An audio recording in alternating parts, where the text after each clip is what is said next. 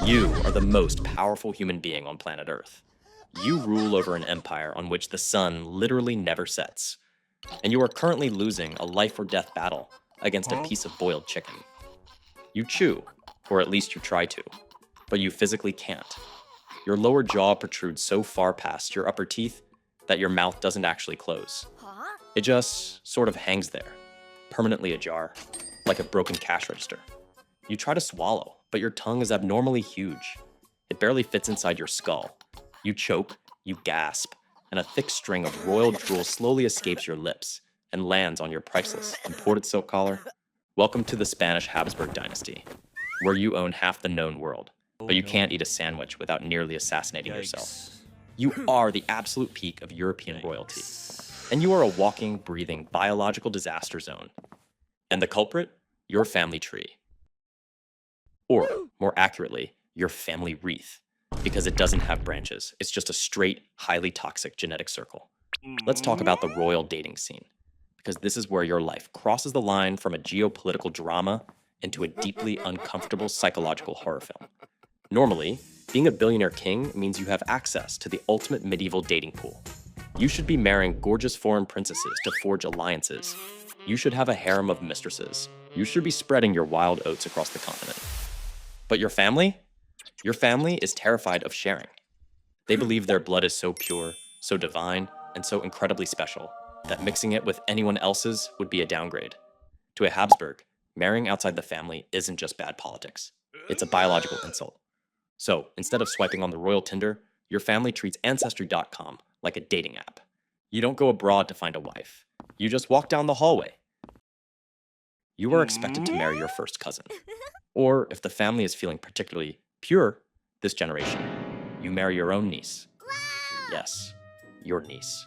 Yummy. The girl whose diapers you probably paid for is now standing across from you at the altar, wearing a white dress, while the Pope hands you a special dispensation to pretend this isn't a massive crime against nature. You sit there at your wedding feast, looking at your new bride, realizing with absolute horror that your uncle is also your father-in-law. Your cousins are your siblings. Your family gatherings are just the exact same 6 people wearing different hats, staring at each other with increasingly massive underbites. And then comes the wedding night. Because out here, marriage isn't about love, romance, or even a basic physical attraction. It is a mandatory, high-pressure industrial breeding program. The entire geopolitical stability of the globe relies on your bedroom performance.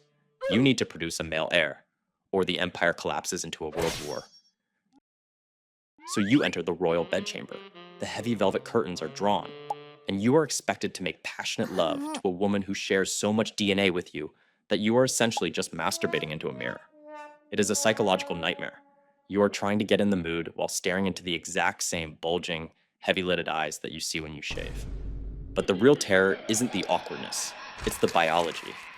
Because when you photocopy a photocopy of a photocopy for 200 years, the ink starts to fade. The image warps, the system breaks down. Every time your family keeps it in the bloodline, you are locking the doors and trapping every single recessive, defective gene inside the house. The infant mortality rate in your palaces is catastrophic. Your wife gets pregnant, and the entire kingdom holds its breath. But surviving a Habsburg childhood is like surviving a medieval Squid Game. Your siblings drop like flies. You watch your mother give birth to 10 children, and maybe 2 of them live past the age of 5. You have access to the greatest doctors, the cleanest water, and the finest food on the planet. But your immune system is basically made of wet tissue paper. And if you do survive, if you win the tragic genetic lottery and make it to adulthood, you get the jaw, the infamous Habsburg jaw, mandibular prognathism. It sounds like a Harry Potter spell, but it's actually a severe skeletal deformity. Your lower jaw grows like a runaway train, jutting out so far that your top and bottom teeth don't even meet. You can't chew meat. You suffer from chronic, agonizing indigestion because you have to swallow your food whole like a royal pelican. You have a severe speech impediment. When you issue a royal decree, your terrifying, all-powerful commands sound like a drunk toddler mumbling through a mouthful of marbles. Your ambassadors have to politely nod and pretend they understood you because asking you to repeat yourself is treason. And you are exhausted. Always. Your bones ache. You suffer from gout, dropsy, epilepsy, and severe depression. You are a god to millions of people, but getting out of bed requires a team of specialized servants. But all of this, the jaw, the chewing, the awful family reunions, is just the warm-up act. Because eventually, the genetic bill comes due.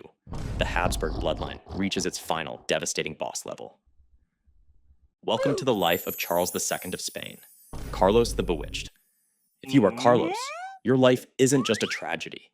It is a biological crime scene.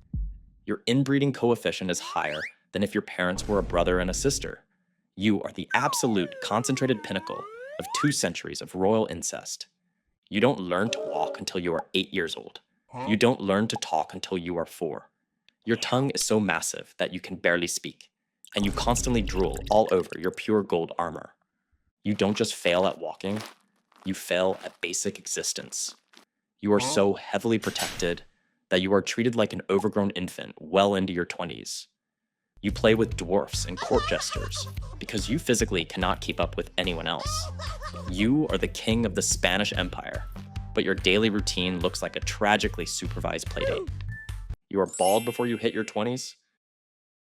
You suffer from violent seizures. Your legs are so weak you frequently just collapse in the middle of the palace hallways. And the entire continent is watching you. France is watching. England is watching.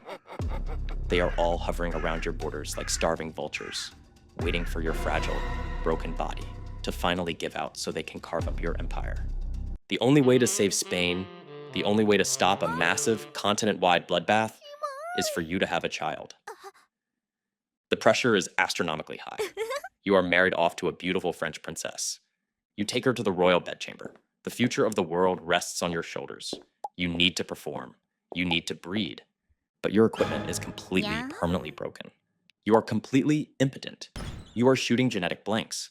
Your body is so utterly ruined by your ancestors' obsession with pure blood that it has essentially activated a biological firewall to stop you from reproducing. And how does the royal court handle this? Do they admit that 200 years of marrying your own cousins was a bad idea? Absolutely not. They blame witchcraft. They look at your drooling mouth, your failing organs, and your useless reproductive system, and they decide you have been cursed by a demon. They literally call you El Hechizado, the Bewitched. So instead of giving you peace, they subject you to relentless, terrifying exorcisms. Priests surround your bed, screaming in Latin, splashing holy water on your face, demanding that the devil release your loins. They feed you bizarre, horrifying medieval potions to try and jumpstart your sex drive. They make you drink the ground-up bones of dead saints. You are essentially being tortured by your own doctors and priests, all while your wife cries in the next room, and the French army sharpens their swords on the border. You spend your entire adult life in a state of constant, agonizing pain, drowning in the pressure to do the one biological thing your body physically cannot do. And then, at the age of 38, your body finally surrenders. You collapse, you die. But your humiliation doesn't end there, because then comes the autopsy. The royal physician opens up your chest, and the medical report he writes is so insane, it reads like a gothic horror novel. He notes that your body contained not a single drop of blood. He writes that your heart was the size of a peppercorn. Your lungs were corroded. Your intestines were gangrenous and rotting. Your head was full of water. And, in the ultimate tragic punchline to your agonizing bedroom failures, the doctor notes that you had exactly 1 testicle, and it was black as coal. You were a decaying zombie sitting on a golden throne. 2 days after you die, a massive, bloody war breaks out that rips Europe apart for over a decade. The Spanish Habsburg dynasty, the most powerful family in human history, is completely wiped off the face of the earth. It sucks to be an inbred Habsburg. Not because you lacked money, not because you lacked power, but because your family was so terrifyingly obsessed with keeping all the power to themselves, they literally loved their own empire to death. They built the greatest dynasty the world had ever seen, and then they slowly, methodically, strangled it from the inside out using their own DNA. You lived in the most beautiful palaces ever constructed, surrounded by infinite wealth, and you spent your entire life trapped inside a rotting meat sack, waiting for the sweet release of a death that took 38 agonizing years to arrive.